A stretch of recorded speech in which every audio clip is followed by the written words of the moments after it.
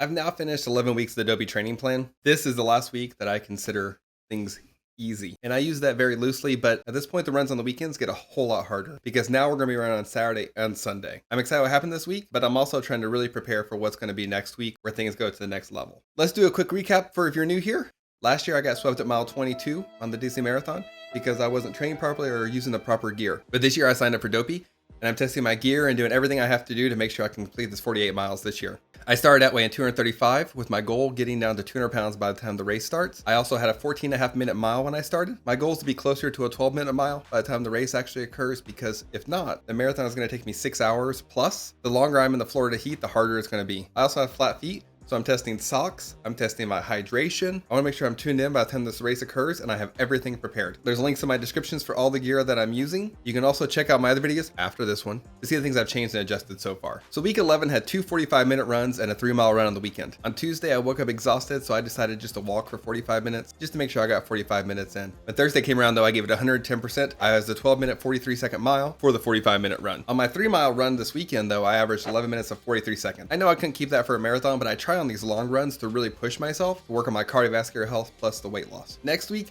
has 2 45-minute runs, a 4-mile walk on Saturday, which is going to be rough for me because I don't walk well. But you have to walk fast enough to stay above that 16-minute pace, so it will be like a speed walk. And then I have to run 13 miles on Sunday.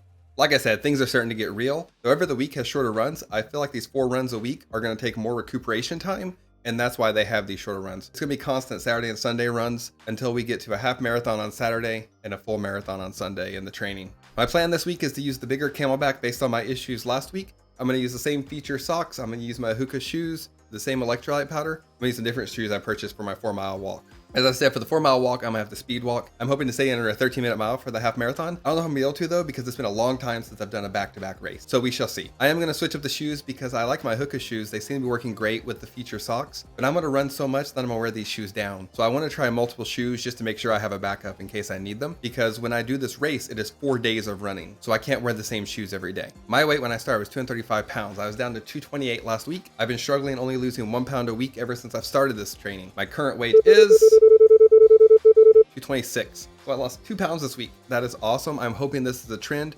I'm hoping that I was just being impatient, and now my body's starting to adjust now that I'm almost 3 months into this training plan, and I should see weight dropping off faster. My goal was to be at 200 pounds by race day. At this point, I'll be at 208 based on how I'm losing weight right now. So I had to figure out how to shave that 8 pounds off. I think it'll be a little easier with these 4 days a week running, where I'm running so far, because I'm only burning so many calories. As long as I can stick to my nutrition plan and not overeat, then I should really see some results. To see how my journey started and all the adjustments I've made along the way, click on this playlist right here. It'll take you from the beginning till now. When it's ready, you can see next week's video right here to see if the shoes, socks, Camelback, everything else I use actually paid off.